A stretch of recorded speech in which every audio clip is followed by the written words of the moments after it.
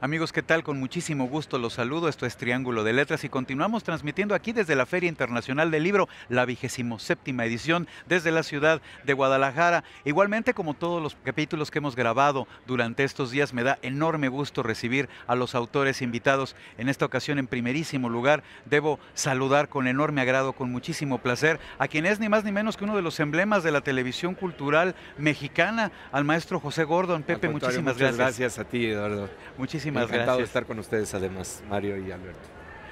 Alberto Montt, quien es también uno de los emblemas, en este caso y en un momentito más lo vamos a platicar, pues de un tipo de caricatura particularísimo que además se ha convertido en todo un fenómeno en las redes sociales y en internet. Alberto, muchísimas gracias por estar aquí. Gracias. Me gusta ser un emblema.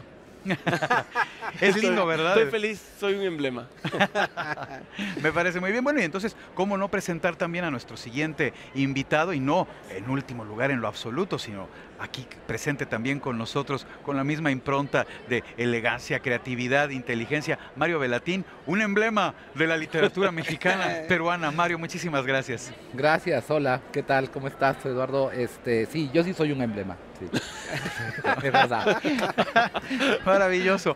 ¿Qué les parece si vamos a conocer un poco más acerca de los 3 emblemas que el día de hoy nos están acompañando aquí en Triángulo de Letras a través de las semblanzas que les tenemos preparadas? Y en un momentito regresamos y comenzamos la conversación, el capítulo del día de hoy, Viñetas de la Vida. José Gordon nació en la Ciudad de México. Como parte de sus actividades profesionales, ha tenido oportunidad de conocer muchos lugares del mundo. José Gordon es científico, escritor de novela, ensayo y también ha incursionado en el guión televisivo. Condujo la exitosa serie Imaginantes y el programa La Oveja Eléctrica. Colabora en el diario Reforma y en la revista de la Universidad de México. Es un emblema de la televisión cultural mexicana y de la divulgación de la ciencia en nuestro país. Alberto Montt, diseñador, artista plástico y caricaturista, que a merced de sus cartones humorísticos, hoy conocidos en toda Latinoamérica, ha logrado el reconocimiento del público y la crítica. Nació en Ecuador, pero muy joven se mudó a Santiago de Chile, donde comenzó a colaborar en periódicos y revistas. Ha publicado numerosos libros de sus ilustraciones, dotadas de un humor muy particular. Fue acreedor al premio Bofs que otorga la Deutsche Welle alemana por dosis diarias. Mario Velatín nació en la Ciudad de México, hijo de padres peruanos. En Perú, Velatín estudió teología y posteriormente ciencias de la comunicación.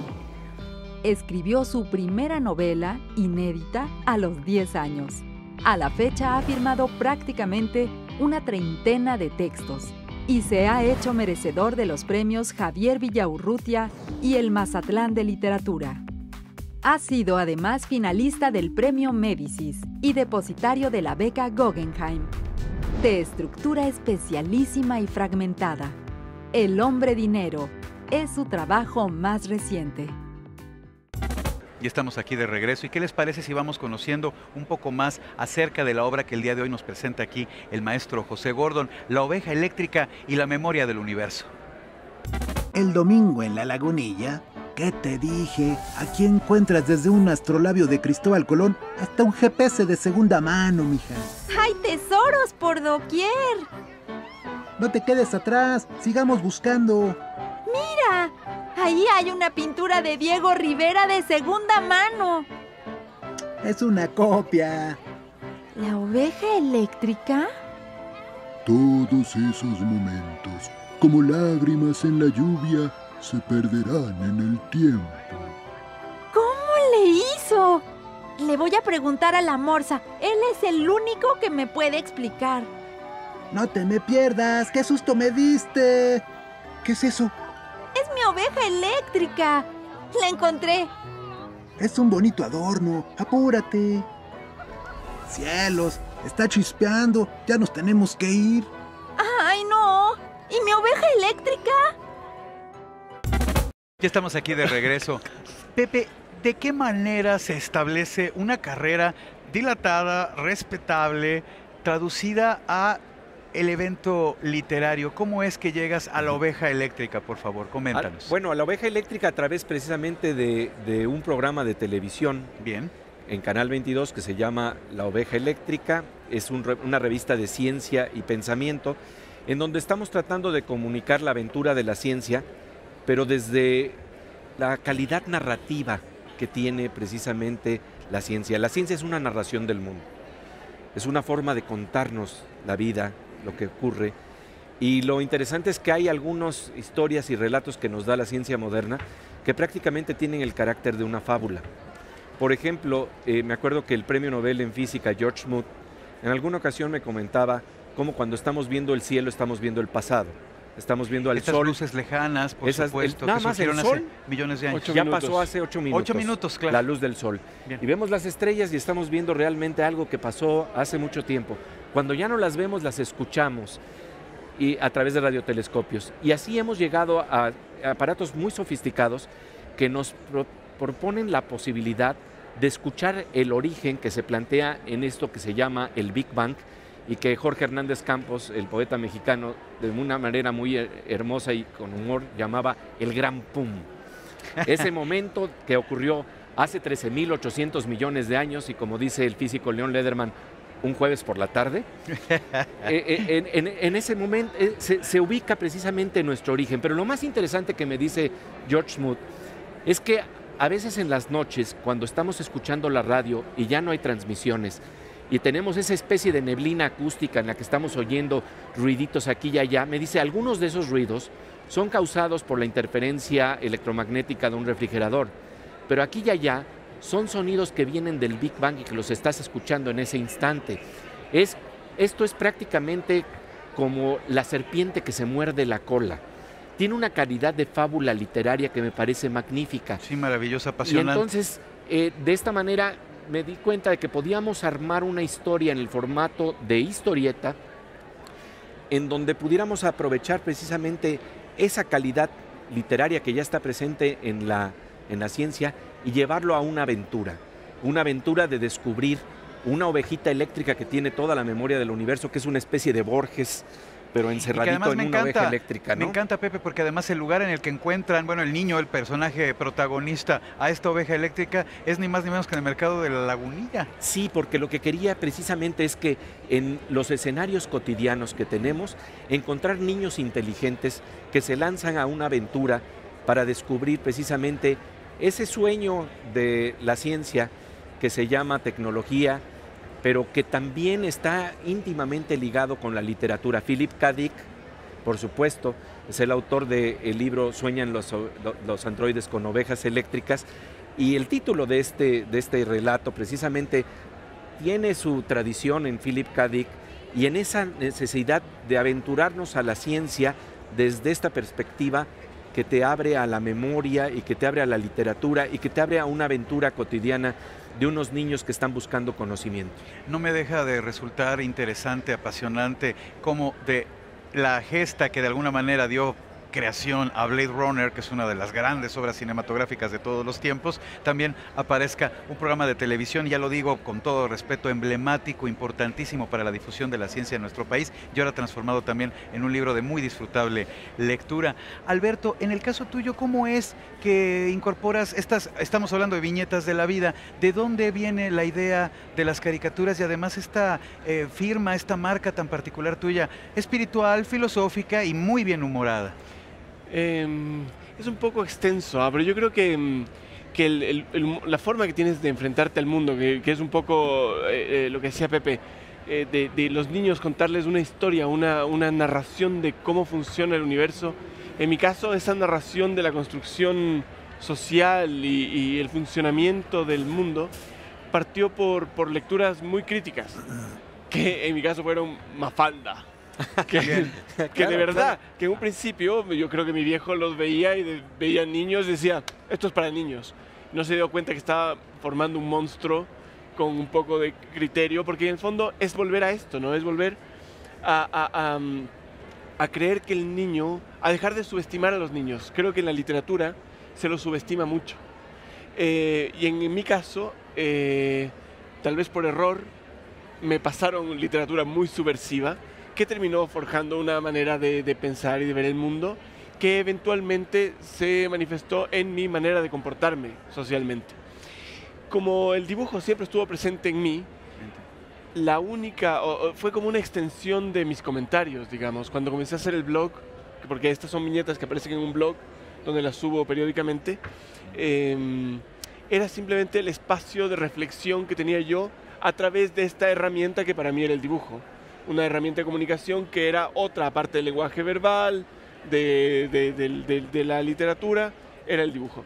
Entonces, yo vuelco ahí todo aquello que me pasa en lo cotidiano, aquello de lo que quiero comentar, aquellas historias que me llaman la atención, por ejemplo, los 8 minutos de desfase entre el sol y la luz llegando a la Tierra, y termina siendo mi diario, el pequeño diario adolescente que uno escribe, querido diario, hoy mi vida fue una desgracia.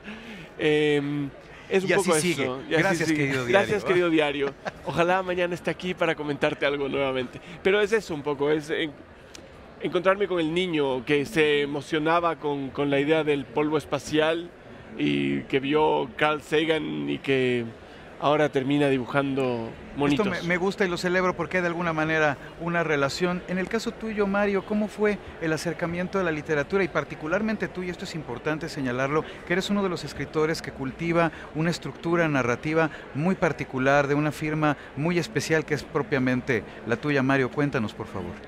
Sí, bueno, es que yo estoy tan alucinado aquí con este triángulo que yo quiero escucharlos, en verdad. Que sigan Y ahora vamos a platicar entre conversando, todos. ¿no? Porque cada uno de ustedes ha abierto así como muchas opciones, ¿no? De cómo empieza uno a trabajar y a enfrentarse. En este caso que me preguntas, lo primero que llegó a mí fue el ejercicio técnico vacío, o sea, la necesidad de dejar sellado una huella en el mundo, ¿no? Y si era en letra de molde, mejor. Entonces yo tenía 10 años, 9 años, encontré refundida una vieja máquina de escribir, una Underwood del año 15, ¿no? En una época que nadie escribía, bueno, escribían la parte los burócratas o escribían los escritores, pero no había escritura en la vida cotidiana, escritura máquina, ¿no? Y de pronto ver la opción, la posibilidad de ver mi letra escrita en molde, sellada, ¿no? Era como que me daba una presencia en el mundo, ¿no? Y entonces pasaron muchos años, cuando tenía 9 o 10 años, en el cual yo estaba muchas horas maravillado con el ejercicio técnico, el ejercicio manual, el olor a la tinta, el hecho de sellarlo, ¿no? Incluso copiaba al directorio telefónico, no importaba el contenido. Y poco a poco, ¿no? Una vez que se cimentó esa necesidad física de la escritura, del sello en el mundo, ¿no? Fueron surgiendo, bueno, me di cuenta que tenía que hacerlo, transmitirlo al otro, ¿no? Y entonces, cuando hablas de la estructura, aparecen de esa manera particular, si es que aparecen de una forma determinada, porque se fuerza ese ejercicio que nace de la nada y supuestamente va a la nada. Cuando quiero hacerlo transmitible al otro, logro forzar la situación y se crean estructuras que yo creo que son propias, ¿no? Que es un poco lo que yo busco en otros autores, ¿no? Cuando veo el libro de Alberto, ¿no? Sé que lo que me enseña, el universo que me enseña Alberto, no me lo puede enseñar otro creador, o igual lo de Pepe cuando veo las cápsulas y cuando veo el libro, ¿no? Es esa forma de ver el mundo que solamente él puede expresar.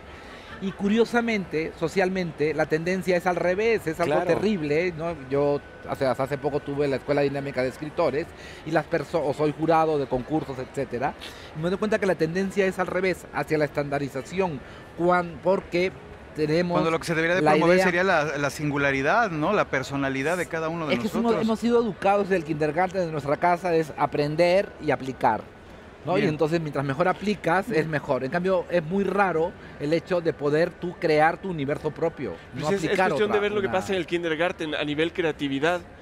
Yo he visto muchos en donde tú llegas y a los niños les pasan las hojitas en blanco con un árbol dibujado en negro y un crayón verde y uno café. Sí, entonces en el fondo te están diciendo, esto es un árbol, no discutas. Una estandarización. No discutas. Pero miren, eso. algo que yo celebro enormemente, vamos a irnos a la pausa y ahora continuaremos con nuestra conversación, es que en el caso de los 3 creadores que el día de hoy tenemos aquí en Triángulo de Letras, al final sí estamos hablando de historias muy personales, pero todas tienen un punto unitario, son historias de amor por la creación personal. Vamos a la pausa, ahora regresamos y continuamos con nuestra conversación. Dale.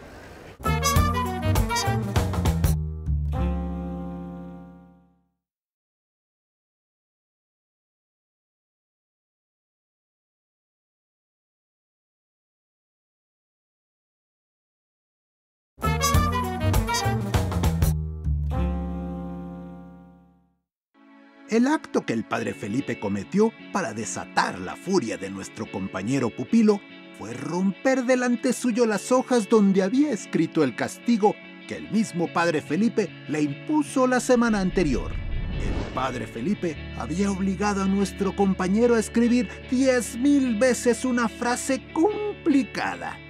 Una vez que el asma fue declarada como la enfermedad principal que yo debía sobrellevar, algunas de sus amigas consolaban a mi madre.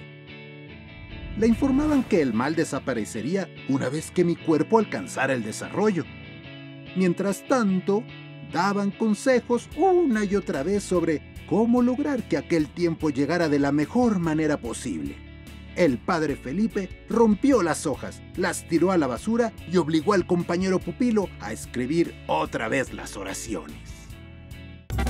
Ya estamos de regreso, venimos de conocer un poco más acerca de la obra de Mario Bellatín, en este caso El Hombre Dinero. Y Mario, estábamos ahora platicando de que en el caso de todos ustedes, de nuestros autores, por supuesto, los que han estado con nosotros ya a lo largo de los capítulos del programa, pero hoy en particular, más que historias de estandarización, estamos hablando de personalísimas historias de amor por la creatividad.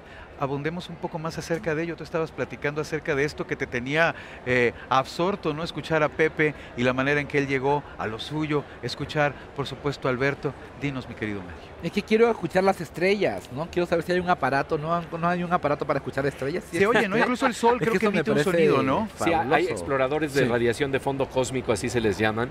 Bien. Con los que de verdad los venden aquí a la vuelta.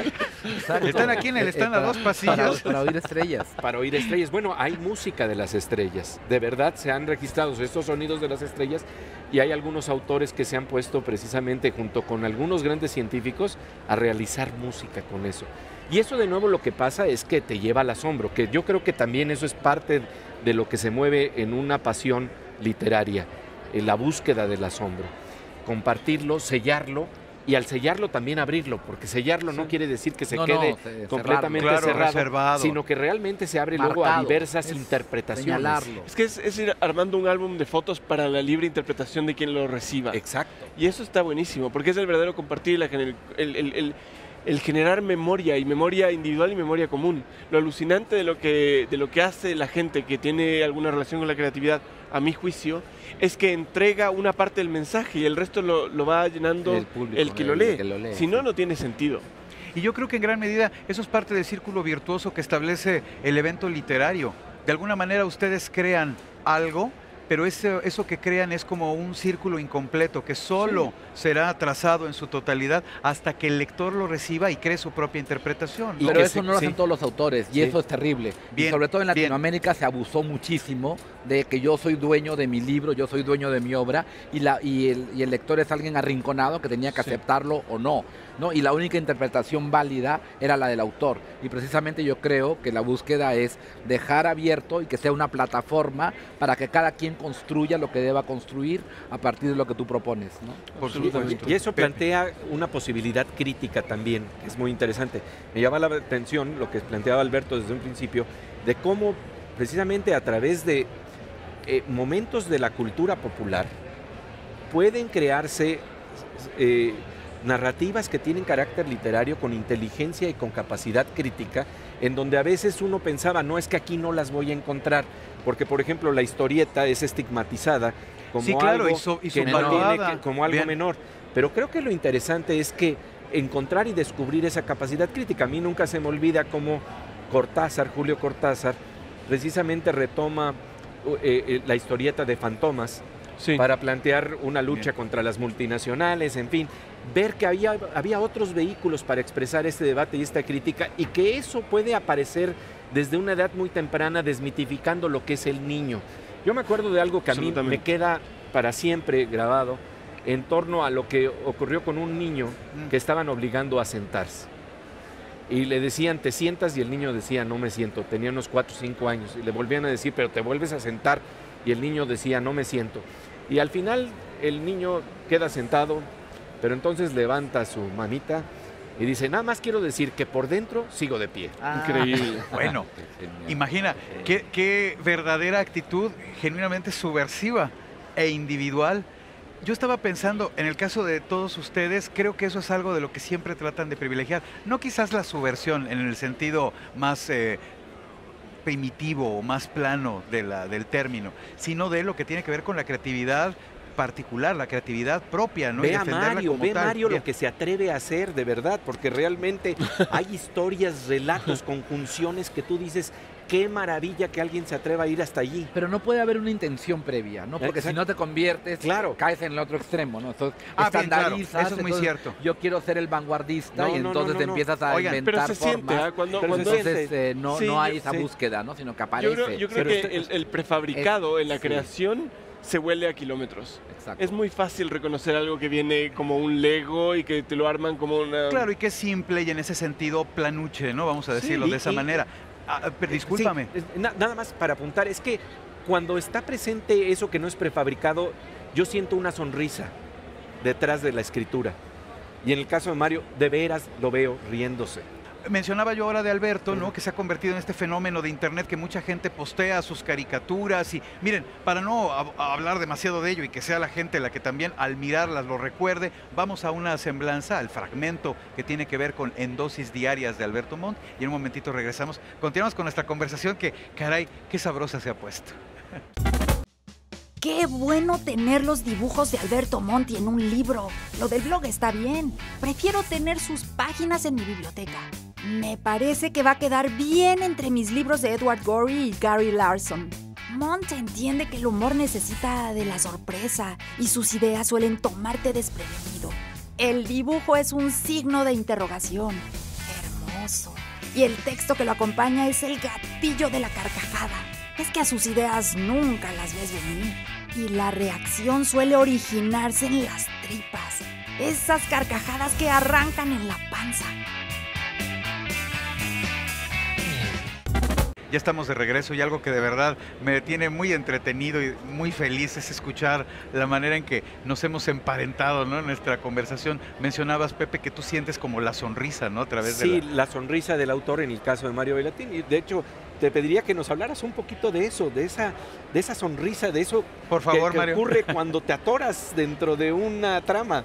Como el proceso es al revés, ¿no? Que me imagino que ustedes... Sí, que es lo que estábamos platicando que no hay ahora. un plan previo y Claro, ahora voy a hacer claro, un claro. libro Bien. innovador, etcétera. Como el proceso es al revés, de pronto caes en tu propia trampa, ¿no? Y entonces dices, ahora ¿cómo salgo de esta? Exacto. Y entonces es como de pronto buscarle una lógica a lo ilógico, porque una de las reglas que tengo dentro de mi sistema de escritura es no sacrificar el mensaje nunca, jamás, ¿no? Que es lo que lo diferencia de las vanguardias, por ejemplo, ¿no?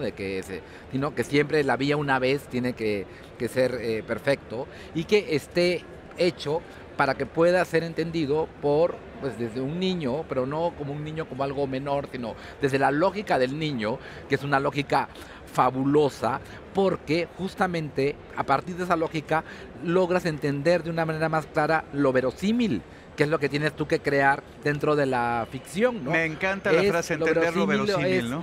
Claro. Es yo con mi mente de lógica encadenada, puedo creer que hay una nave espacial en el jardín de mi casa, siempre y cuando las dimensiones de la nave quepan por el garaje, ¿no? Entonces, si yo te digo, no, mira, la nave mide 2 metros y el garaje mide 3, entonces por eso pasó. Ah, muy bien, entonces yo sigo ese discurso, ¿no? Y del niño famoso de ¿y por qué? ¿Y claro. por qué? Entonces, cuando yo de pronto estoy en ese aprieto, digo, ¿y por qué? ¿Y por qué? ¿Y por qué? Es muy gracioso, que es infinito, Alberto, ¿no? Sí. Decía que es muy gracioso cómo funciona ese tipo de relatos en los que tú te ves inmiscuido e invitado. Voy a contar una anécdota que me parece relevante. Tengo un amigo que es un ilustrador. No sé si ustedes vieron Ratatouille, una película de claro, Pixar. hermosa, una obra maestra. Sí, una obra maestra. De Pixar. Que el tipo amaba la película, sin embargo, le molestaba mucho que el ratón manejase con el pelo. Y mi discusión era siempre, tú te compras el cuento de que el ratón cocina, de que el ratón habla, de que el ratón tiene una pero ese pequeño detalle te saca del cuento. Es muy loco cómo nosotros como seres humanos estamos dispuestos a entrar en un juego de relaciones y de entendimientos del creer lo verosímil. Sin embargo, hay pequeños detalles que a uno u otro personaje nos pueden sacar completamente las historias, y eso es alucinante. Infortunadamente, se nos ha terminado el tiempo. Ya no vamos a poder continuar nuestra conversación, por lo menos al aire, pero yo los invito a que continuemos aquí charlando acerca de esto. Amigos, de verdad, escuchando a estos autores, con esta inteligencia, con esta felicidad por hacer lo suyo, ¿no le dan ganas a usted de aproximarse a estos libros? El hombre dinero de Mario Bellatín. Mario, muchísimas gracias por estar aquí con nosotros. Al contrario, muchas gracias, Eduardo. Gracias. En Dosis Diarias, el número 1, y esperemos que vengan muchísimos más, sí, Alberto. Por lo menos 200. Ojalá, muchísimas gracias, El emblema Alberto. total. Quiero ser un emblema mayor. Y la oveja eléctrica, queridísimo Pepe, muchísimas gracias por haber estado aquí. De verdad. Ha sido un placer. Un placer. Por ellos que nos vamos a quedar aquí charlando un momento más. Amigos, no me resta más que agradecer a ustedes el favor de su presencia. Por supuesto, agradecer a nuestros autores que hayan estado con nosotros y pedirles por favor que firmen los libros que en un momento más vamos a regalar a nuestros televidentes y bueno, pues para que se lleven estas maravillas a su casa. Muchísimas gracias. Y Mario, les tengo un regalo yo. También para ustedes. Unos cilindrines. Un regalo de fin de año. Genial. Ah, qué maravilla, muchas gracias. Bueno, pues para cada uno de ahora que ustedes. va concluyendo el programa, vamos a averiguar cuál es el regalo que nos deja Averigüen Mario cuál es Bellatín. ese Pero el regalo regalo. sobre todo ha sido tener una conversación tan maravillosa, tan viva y tan inteligente con todos ustedes, amigos. Muchísimas gracias y muchas gracias también a ustedes por mirarnos. Seguimos aquí desde la Feria Internacional del Libro en Guadalajara. Genial. Muchas gracias.